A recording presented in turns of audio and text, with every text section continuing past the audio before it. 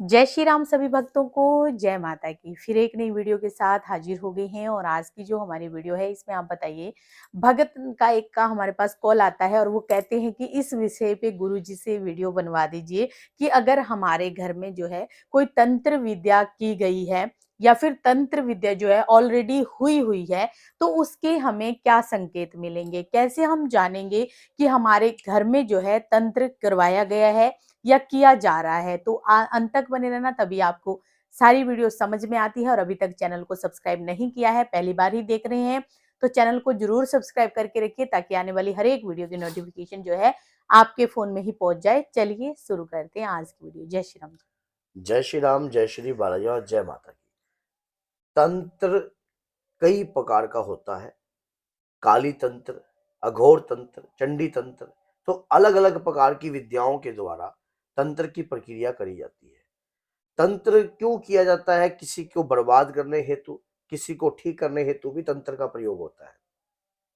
लेकिन कुछ ऐसे शरारती तत्व जो होते हैं, जो किसी की ये ईर्ष्या, किसी का मान लो ऐंठपन या किसी की घमंड, कुछ भी किसी का घमंड चकनाचूर करने के लिए, किसी को बर्बाद करने के लिए, तरक्की को कुछ भी रोकने के किसी की लिए। तरक्की को बंधनग्रस्त करने के लिए तो तंत्र का सहारा लेते हैं। तंत्र आपके ऊपर कर दिया गया है, आपको कैसे समझना है, इसको समझने के लिए थोड़ा सा अपने माइंड को आपको शांति में लाना है। एक हनुमान मंदिर में जाकर हनुमान जी के आगे चौमुखा दीपक लगाना है। चौमुखा दीपक लगाना है और मेरी इन बातों को सोचना है जो मैं आपको बताऊंगा। आपको मैं कुछ ऐसी बातें, ऐसे सिम्टम्स आपको बताने जा रहा हूं जिससे आपको कुछ पता लगेगा कि आपके ऊपर जो है तंत्र किया गया है। जैसा कि मैंने शुरू में बताया कि तंत्र कई प्रकार का होता है। तो तंत्र की ऐसा होता है कि कुछ ऐसा तंत्र होता है जो कि मारण प्रयोग के द्वारा होता है, कुछ उच्चाटन के द्वारा होता है। समझ गए? तो ये जो अलग अलग प्रयोग हैं ये सारे, तो उस दौरान क्या है कि आपके घर में अजीब सी स्मेल आना। सबसे पहली बात कि एक ऐसी स्मेल आती है जैसे कि लैट्रिन जैसी स्मेल आती है, बदबू सी आती है। घर में बढ़ते ही आपका घर में कलेश उत्पन्न हो जाता है, माइंड में स्ट्रेस रहता है, या कहीं घर में जाते ही जैसे ऐसे लगता है जैसे कि किसी ने आपका माइंड जो है बंधा बंधा सा महसूस है। पति पत्नी में तनाव उत्पन्न हो जाता है किसी भी बात को लेकर। किसी भी बात को लेकर घर में जो है उच्चाटन जो है मचा रहता है कि यहां से छोड़कर भाग जा। और बाहर आप लोगों को ज्ञान की बात भी देते हो, लेकिन घर आते ही सब ज्ञान भ्रष्ट हो जाता है। तो ये सबसे बड़ा संकेत मैं आपको बता रहा हूं कि आपके ऊपर कुछ ऐसा चुटकुल तंत्र किया गया है जिसके कारण आपका माहौल जो है घर का बिगड़ा रहे और आपकी मेंटली स्थिति जो है कलेश सही में ना रहे। रहे। अब उसके बाद घर में अचानक ही बिल्लियों का रोना। आपको ऐसा महसूस होता है कि जैसे आपकी छत पर कोई चीज चल रही है, धम धम धम। अभी 2-3 केस मेरे साथ ऐसे गए थे जिनकी छत पे आवाज आती थी। बालाजी महाराज की कृपा से अब वो आवाज जो है कम हो गई है। अभी परसों भी माँ के प्यारे चैनल पर वो लाइव थे, तो उन्होंने बताया कि जो हमारे घर में जो आवाज जो आती थी 24 घंटे में, अब वो आवाज सिर्फ एक आधी बार ही आती है, हर समय नहीं आती है। तो इससे क्या संकेत है कि परिवार के ऊपर कुछ ऐसा तंत्र करा हुआ है जिससे परिवार भयभीत हो जाए, या कोई कार्य या कोई जगह छोड़कर चला जाए, किसी भी प्रकार का यहाँ से उछटे, यहाँ से निकल जाए। इसको उच्चाटन प्रयोग में भी कहा जा सकता है। तो उस दौरान क्या होता है कि आपके मन में एक भय उत्पन्न हो जाता है अपने मी भाई इस घर को छोड़ दे। इस घर में ये कोई व्यक्ति किसी टारगेट के तहत जो है कर सकता है।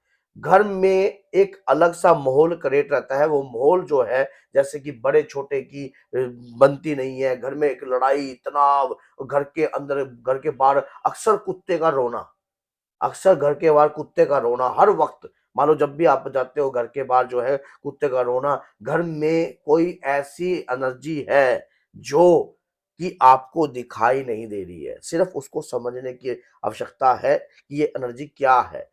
शरीर पे खून के छिट्टे आना, शरीर पर खून के छिट्टे आना, घर में छिट्टे आ जाना, मांस के टुकड़े आ जाना घर के अंदर, घर के गेट के फ्रंट गेट पर मांस के टुकड़ों का गिरना। ऐसा जो ये जो मैं आपको बोल रहा हूं ना, ये लोगों के साथ हो चुका है। अनुभवित। समझ लीजिए ये लोगों के साथ हो चुका है जो मैं आपको बता रहा हूँ कि आपको ऐसा लगता है कि घर में जैसे कि कोई मांस की बदबू आ रही है, चिता की बदबू आ रही है, मुर्दे। जैसे कि मुर्दे की स्मेल आ रही है। तो ये तंत्र की प्रक्रिया है। और कान में चिंगारियां जैसे कुछ ना की, जैसे कि बहुत, जैसे कि कोई ऐसे मतलब आपको डिस्टरबेंस हो रहा है, ये शरीर पर असर भी आता है ऐसा पेशी के रूप में। तो ये तंत्र के संकेत जो है आपको मैं बता रहा हूं कि तो ये यहाँ पे मैं एक बात और पूछना चाहती हूँ, क्या कभी-कभी ऐसे भी लोगों के द्वारा बताया जाता है कि हमें ऐसा महसूस होता है कि कोई हमें उठाता है, कोई हमें जो है डराता है, कोई हमारे कानों के पास हवा आती है, तो क्या ये भी तंत्र के ही ये संकेत होते तंत्र हैं? के संकेत होते हैं। ये इसलिए होते हैं ये संकेत कि व्यक्ति को मेंटली तौर पर डिस्टरबेंस करने के लिए, डिप्रेशन के लिए, जैसा कि मैं शुरू में बोला कि तंत्र के कई प्रयोग हैं, प्र एक प्रयोग नहीं है। तंत्र किसी को मारने के लिए भी किया जाता है, उच्चाटन के लिए भी किया जाता है, विनाश के लिए भी किया क्या जाता है। मोहन के लिए भी किया जाता है कि आपने मो वश में करने के हाँ, लिए? मोहन वशीकरण तंत्र होता है, उसी के क्या दौरान कि यहाँ भी हमारे वश में रहें, तो इस प्रकार का भी किया जाता है। जैसे कि आप किसी के प्रति खिंचाव में रह रहे हो, बहुत अगर ज़्यादा। बाय चांस किसी के कपड़े चोरी हो जाते हैं या गुम हो जाते हैं, हुँ। तो क्या कपड़ों से भी तंत्र हो सकता तो है? कपड़ों से भी हो सकता है, वस्त्र से भी हो सकता है, फ़ोटो से भी हो सकता है,